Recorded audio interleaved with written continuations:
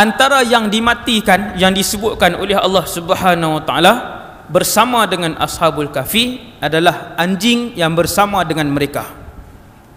Menurut pendapat yang paling masyhur, anjing tu dia tak duduklah sampai dalam syurga, kerana tak ada nas yang sarih dan sahih bahawa anjing tu masuk dalam syurga. Tak ada dalil yang kuat.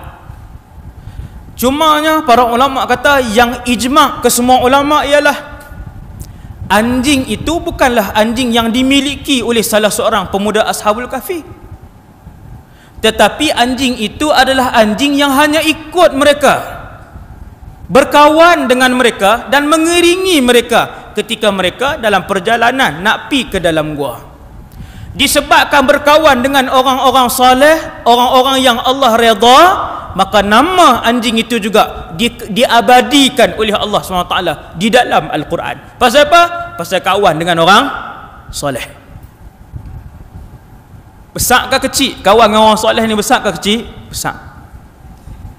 Di dalam neraka nanti sampai kepada satu tahap besarnya bila berkawan bersama, selalu duduk dengan orang soleh, mencintai orang soleh kenal kita, kita kenal orang-orang soleh, sehingga satu tahap mereka mampu memberikan syafaat dengan izin Allah dan mengeluarkan kawan-kawan mereka daripada dalam neraka. Subhanallah. Sampai tahap tu tuan-tuan. Sebab tu Nabi pesan sangat, duduk cari kawan-kawan yang soleh. Kalau anjing, bukan anjing mereka pun, bukan tuan dia pun, tapi sebab dia ikut je, maka dia juga diabadikan dalam Quran. Kata ulama tafsir, kerana dia bersama dengan orang soleh. Sebab tu ada orang bila dia main masjid, tengok ada kuliah, dia main singgah nak masuk tandas aja. Kesemua yang berada dalam masjid, apabila para malaikat Allah SWT singgah dan mendoakan keampunan beserta dengan syurga, malaikat kata, ya Allah, tadi dalam masjid ada 632 orang, 630 semua sedang berada dalam majlis ilmu, 2 orang singgah saja. Apakah mereka ini juga kami nak masukkan di kalangan yang diampunkan dosa dan boleh dimasukkan dalam syurga? Allah Ta'ala jawab, ya, masukkan hak 2 orang tu sekali. Sebab mereka lalu di majlis orang soleh, di majlis ilmu, di taman syurga. Lalu je.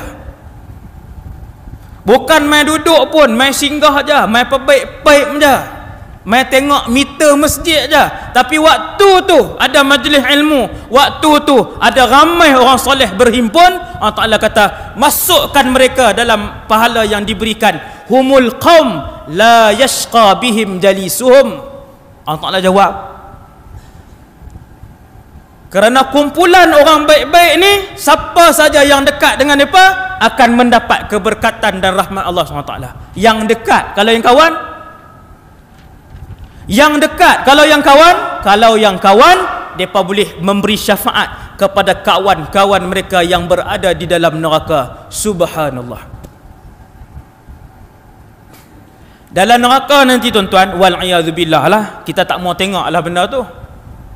Dalam neraka nanti, siapa-siapa yang masuk neraka ni, dia teringat lah cerita ni. Tu dia. Macam dengan ada ahli neraka pula ni, kan? Kita doa semua ahli syurga lah, insya-Allah, kan? Semua sekali, insya-Allah. Kalau ada nanti salah seorang daripada kita ke siapa-siapa ke duduk dalam syurga dan neraka, dia akan tengok ada orang neraka ni keluar.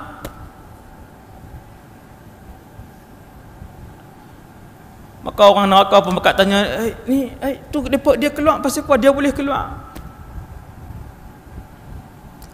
Adakah ahli keluarganya yang mati syahid? Apakah ada ahli keluarganya yang nabi dan rasul? Dia berkata tak. Malaikat kata tidak. Akan tetapi mereka mempunyai kawan-kawan yang soleh, yang kesemua kawan-kawannya adalah di kalangan penduduk syurga, dan sekarang kawan-kawannya yang soleh sedang memberikan syafaat kepadanya.